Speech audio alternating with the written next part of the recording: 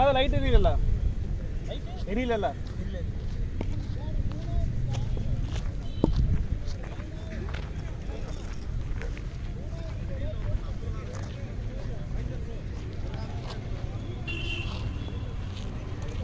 ஆக சேஷா ஒண்ணு நினைக்க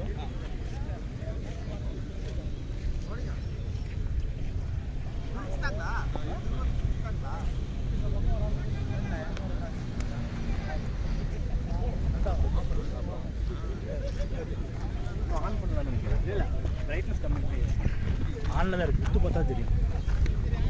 இது பார்த்தா தெரியல. அப்போதான் நிறைய ரெக்கார்ட் ஆகும். சார்ஜ் இப்படி இதாகாம இல்லை ஒரு சார்ஜிங் பாயிண்ட் கொண்டு வந்துடுறீங்க.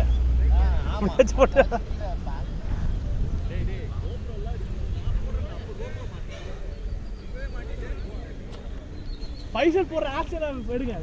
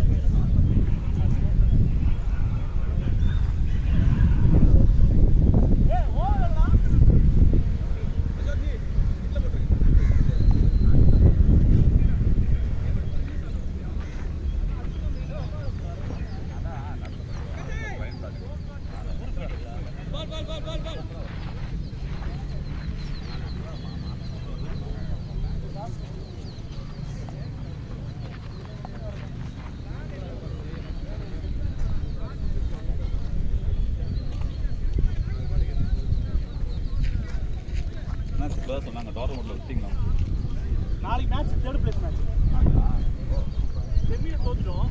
ஓகே செமில தோத்துட்டோமா. நாளைக்கு தேர்ட் பிளேஸ் ஒரு மேட்ச் இருக்கு. அது ஜெயிச்சா மூணாவது பிளேஸ். 2500 ரூபா என்ட்ரி ஃபீஸ் கட்டணும். நாளைக்கு ஜெயிச்சா 4000 கிடைக்கும்.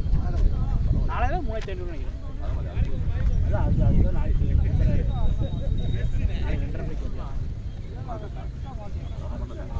ஏற்ற மாட்டாங்க. அது போட்டோ காமிச்சவங்க மட்டும் தான் 16 பேர் தான்.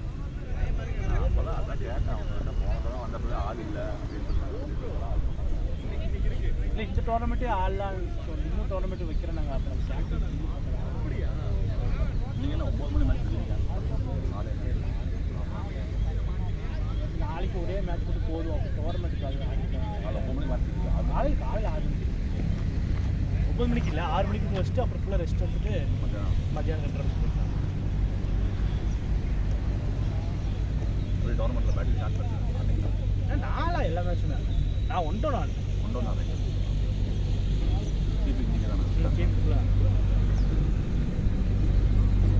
5-5 ஜெயிச்சோம் லீக்ல. அதான் ஸ்கோர்லாம் 200. இவன் ஸ்ரீநாத் அவன் செஞ்சுரி, சுந்தர் செஞ்சுரி ஸ்ரீநாத் வந்துட்டு ஃபைனல் செமிஃபைனல்ஸ் கரெக்டாக இல்லை போல.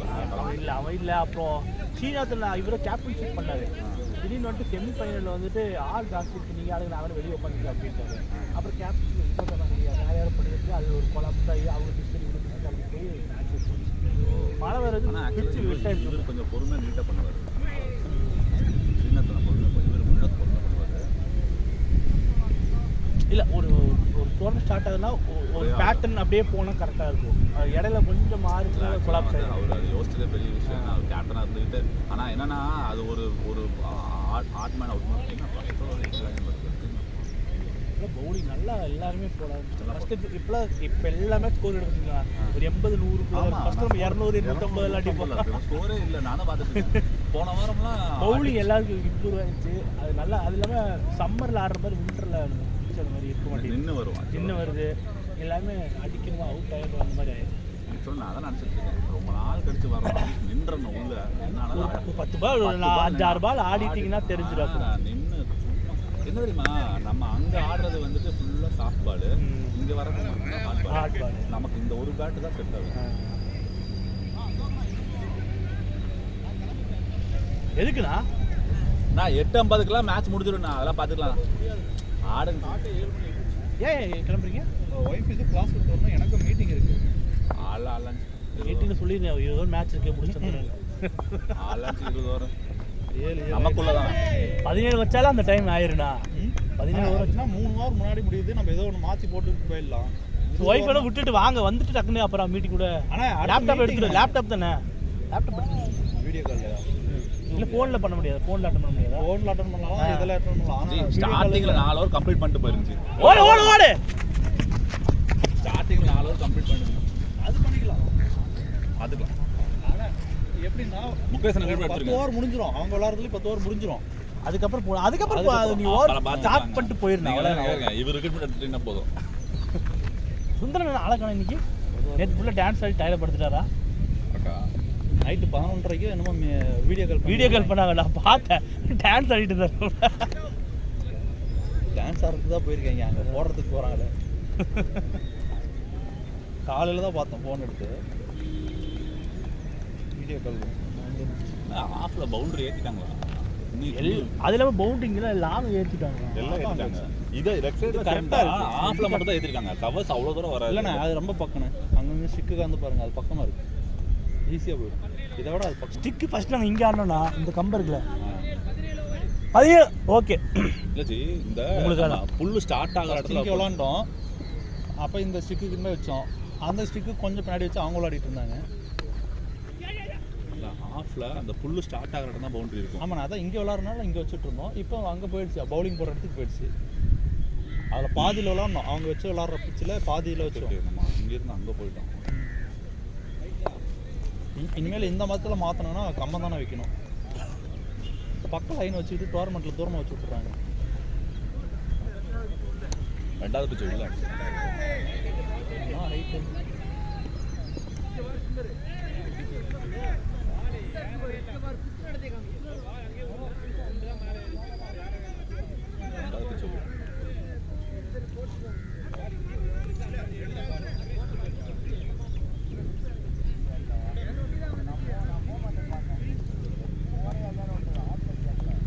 நேற்று பார்த்து ஒரே நாளில் மேட்ச் மாறிடுச்சு.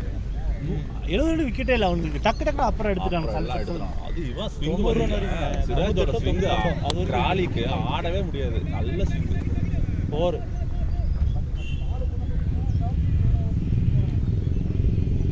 இன்னைக்கு நம்ம அட்லீஸ்ட் ஒரு 250 அடிக்கணும்.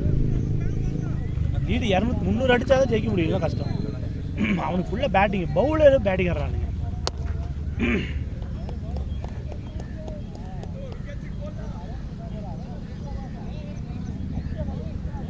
இப்போ ஓக்ஸும் இல்லை ஸ்டோக்ஸும் இல்லை. 9 விக்கெட்டு தான் ஆடுறானுங்க. ஆனால் ஒரு விதத்தில் அட்வான்டேஜ். 9 விக்கெட்னால 8 பேர் பேட்ஸ்மேன் இருக்காங்க. அவனுக்கு என்னாச்சு ஓக்ஸுக்கு? அடி பவுண்டரி லைனில் பால் எடுக்கணும். ஆனால் நம்ம டீமும் மொக்கையார தான் இறக்கியிருக்காங்க. ஆக்சுவலாக வந்து நம்மளும் பேட்டிங்காக பார்த்துருக்கோம். வந்துட்டான் வாடா. நம்மளும் பேட்டிங்காக தான் பார்த்துருக்கோம்.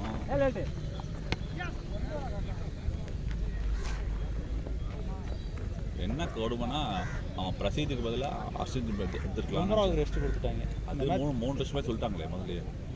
நான் அர்ஷதீப் வருவான்னு நினச்சேன். அர்ஷதீப் வரல. பும்ரா 2 டெஸ்ட் தான் விளையாடிருக்கான். ஏன்னா 3 விளையாடுறாங்க.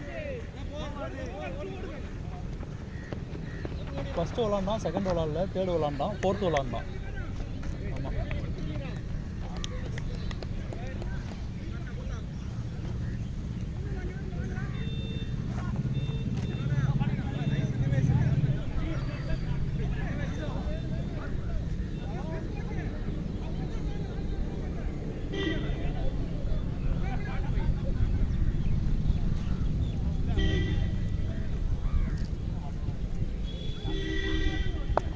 முகமது சமி அவனெல்லாம் எங்கே போனானே தெரியல. ஆமாம் இன்ஜூர்டு இந்த உம்ரான் மாலிக் எடுத்துக்கலாமே.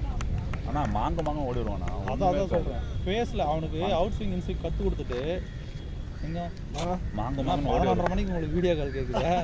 பார்த்துக்க. நல்ல பேஸ் இருக்கும். இன்ஸ்விங் அவுட் ஸ்விங் மட்டும் கற்றுக் கொடுத்துட்டோன்னு வச்சுங்களேன், அவன் பவுலிங்க்கு நம்ம டீமுக்கு பெஸ்ட்டு பவுலராக ஆகிடுவான். இந்த உமேஷ் யாதவ் மாதிரி மாங்க ஓடி வந்து வருண் ஒருத்தர் தான், அவனே எடுக்கிறது இல்லை. அவன் வருண்லாம் உட்காந்துட்டான வேஸ்ட்டு. நான் வருண் அவன் சூப்பர் பவுலிங்னு. அது பேஸ் செம்ம பேஸ் வரும். அவனுக்கு பேஸ் யோசிக்க மாட்டாங்கன்னு சொல்கிறேன் நான். பேஸ் நல்லா தான் வரும், யோசிக்க மாட்டாங்க. அதான் பிரச்சனை. அது வந்து என்னன்னா அந்த இடத்துல ஐடியா கொடுக்குறதுக்கு ஆள் இல்லை. நெட்டில் வந்து இப்படி போடு அப்படி போடுன்னு சொல்லி பவுலிங் ப்ராக்டிஸ் சொல்கிறாங்க. நல்லா ஃபேஸ் வச்சுருக்காங்க அப்படின்னா அவனை எடுக்கிறதுக்கு, அவனை வெளியே டீம் விட்டு வெளியே அடிக்கிறதுக்கு தான் பார்க்குறாங்க. பாலிடிக்ஸ் நடந்தது. நமக்கு பாருங்க ஒரு காலத்தில் லெஃப்ட் ஆர்ம் பேஸ் அவ்வளோ இருந்தது. இப்போ லெஃப்ட் ஆர்ம் பேஸுங்கிறது நெக்ரா 2 பேர், ஆர்பி சிங் அந்த இதெல்லாம் அப்படியே ஒரு செட்டாக அமைஞ்சிச்சு. இப்போ பேட்டிங் தான் லெஃப்ட் அதிகமாக இருக்குது.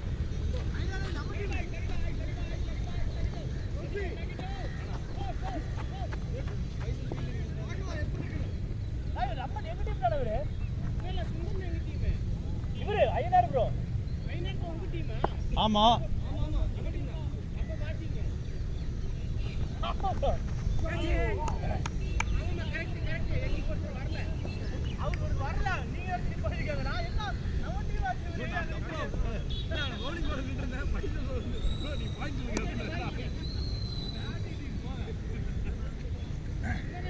கௌஷிக் ப்ரோ என்ன இது ஓடவே இல்லை.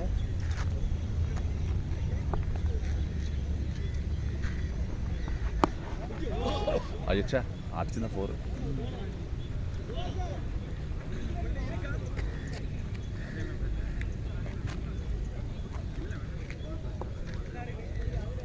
ஆனால் அந்த பேட்டு ப்ளூ ஜாலி கிரிக்கெட். அதான் எடுத்துகிட்டு போயிட்டீங்களா? அது கேப்டன் கொடுத்தாங்க.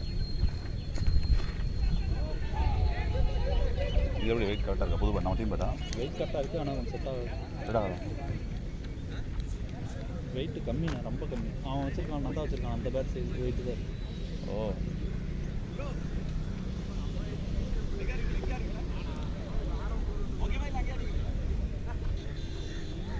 அவ்வளோதான். 3 பேர் ஒரு இடத்துக்கு வந்துட்டாங்க. பேசிக்கிட்டே இருப்பாங்க.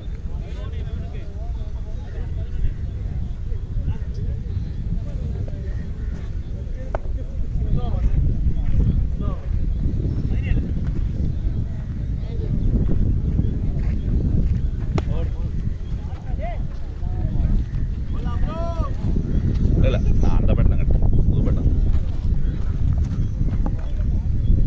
ஒன்றும் தெரில.